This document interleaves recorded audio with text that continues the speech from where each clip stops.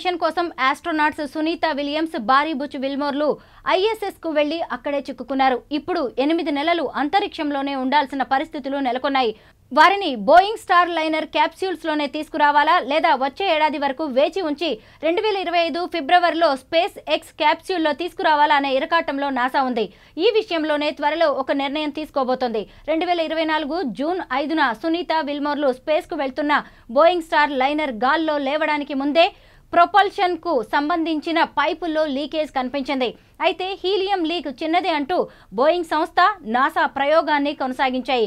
కానీ మరుసటి రోజు అంతరిక్ష కేంద్రానికి చేరుకోగానే స్టార్ లైనర్లో మరో 4 లీకేజ్లు కనిపించాయి.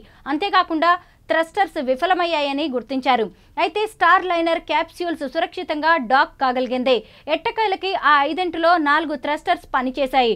ఇంజనీర్లు 2 నెలల నుంచి స్పేస్లో థ్రస్టర్ టెస్ట్ ఫైరింగ్లు నిర్వహించినప్పటికీ థ్రస్టర్ వైఫల్యానికి మెయిన్ రీజన్ తెలియరాలేదు. ప్రస్తుతం 28 థ్రస్టర్స్లో 1 తప్ప మిగిలినవన్నీ పనిచేస్తున్నాయి. ఒకవేళ తిరిగొచ్చే సమయంలోనే అవి మళ్లీ విఫలమైతే ఆస్ట్రోనాట్స్ భద్రత ప్రమాదంలో పడుతుంది అనడంలో ఎలాంటి సందేహం లేదు. ఇదిలా ఉంటే ఈ మధ్య కాలంలో ఆస్ట్రోనాట్స్ సునీత విల్మోర్లు ఇక్కడ చిక్కుకున్నారనే వార్తలు జోరుగా ప్రసారమయ్యాయి. వాటిని నాసా కొట్టిపడేసింది. స్టార్ లైనర్స్ ఇప్పటికీ ఒక లైఫ్ బోట్గా ఉపయోగించవచ్చని తెలిపింది. ఆగస్టు 7న జరిగిన ఒక ప్రెస్ కాన్ఫరెన్స్లో NASA associate administrator Ken Bowersox స్టార్ లైనర్లో ప్రయోగానికి ముందే లోపాలు బయటపడడం గురించి ప్రస్తావించారు. స్పేస్ ఎక్స్ క్యాప్స్యూల్లో ప్రయాణించడం కంటే స్టార్ లైనర్లో ఎక్కువ రిస్క్ ఉన్న సంగతి తమకు తెలుసన్నారు. ఇప్పుడు ఉన్న పరిస్థితుల దృష్ట్యా ఆస్ట్రోనాట్స్ను స్టార్ లైనర్లలోనే తీసుకురావాలా లేదా 8 నెలల తర్వాత స్పేస్ ఎక్స్ క్యాప్స్యూల్లో తీసుకురావాలా అనే విషయంలో నాసాలో పలు రకాల భిన్నాభిప్రాయాలు వ్యక్తమవుతున్నాయి. ఇదిలా ఉంటే నెలల తరబడి స్పేస్లో ఉంటే ఆస్ట్రోనాట్ల ఆరోగ్యం క్షీణిస్తుందని డాక్టర్లు చెబుతున్నారు. ఎక్కువ కాలం మైక్రో గ్రావిటీకి గురి కావడం వల్ల వ్యోమగాముల ఎముకల సాంద్రత కోల్పోయే ప్రమాదం ఉందని హెచ్చరిస్తున్నారు. అంతరిక్షంలో గ్రావిటేషన్ ఫోర్స్ లేకపోవడం వల్ల కండరాల ద్రవ్యరాశి, ఎముకల సాంద్రత 2 తగ్గుతాయి. అంతరిక్షంలో ఎముకలకు బరువు ఉండదు. అవి భూమిపై అనుభవించే అదే ఒత్తిళ్లకు లోబడవు కాబట్టి వాటి సాంద్రత తగ్గుతుంది. దీనివల్ల ఎముకలు పెళుసుగా మారి విరిగిపోయేలా తయారవుతాయని వైద్యులు చెబుతున్నారు. గ్రావిటేషన్ ఫోర్స్ లేకుంటే కండరాలు వేగంగా బలహీనపడతాయి. ఎముకలు భూమిపై కంటే చాలా వేగంగా కాల్షియం వంటి ఖనిజాలను కోల్పోతాయి. దీని ఫలితంగా ఎముకల సాంద్రత, కండరాల బలం తగ్గిపోతాయి.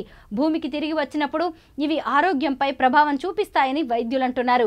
వ్యోమగాములు 6 నెలల కంటే ఎక్కువ కాలం అంతరిక్షంలో ఉంటే వాళ్ళు భూమికి తిరిగి వచ్చినప్పుడు బోన్ ఫ్రాక్చర్ రిస్క్ను ఎదుర్కొంటారు. వాళ్ళ ఎముకల సాంద్రత తగ్గడం వల్ల వెన్నునొప్పి మొదలైన సమస్యలు మొదలు కావచ్చు. దీన్ని ఎదుర్కోవడానికి ఎముకల సాంద్రతను పెంచడానికి వారికి 3 నెలల పాటు సప్లిమెంట్స్ ఇస్తారని డాక్టర్స్ చెబుతున్నారు. వ్యోమగాములు ముందు అనుకున్న దానికన్నా ఎక్కువ సమయం అంతరిక్షంలో గడపాల్సి వచ్చినప్పుడు అప్పుడప్పుడు ఇలాంటి పరిస్థితులు ఎదురవుతూనే ఉంటాయి. ఇప్పటి వరకు అంతరిక్షంలో ఎక్కువ కాలం గడిపిన రికార్డు రష్యాకు చెందిన వాలరీ పాలికోవ్ పేరిట ఉంది. పాలికోవ్ 1990లలో మిర్ స్పేస్ సెంటర్లో 437 రోజులు గడిపారు. దీన్ని బట్టి చూస్తే ఆస్ట్రోనాట్స్ ఎక్కువ రోజులు స్పేస్లో గడపడం పెద్ద సమస్యేమీ కాదని అంతరిక్ష నిపుణుల అభిప్రాయం. ఇదిలా ఉంటే సునీత విలియమ్స్ గతంలో ఒకసారి 195 రోజులు, మరోసారి 127 రోజులు అంతరిక్షంలో ఉన్నారు. కాబట్టి మరో 6 నెలల పాటు స్పేస్లో ఉండడం ఆమెకి అంత పెద్ద ఇబ్బంది కాదని ప్లానెటరీ సొసైటీ ఇండియా వ్యవస్థాపక కార్యదర్శి డైరెక్టర్ ఎన్ రఘునందన్ కుమార్ చెప్పారు. లేనిపోని అవాస్తవాలు ప్రచురించవద్దని నాసా అభిప్రాయపడింది.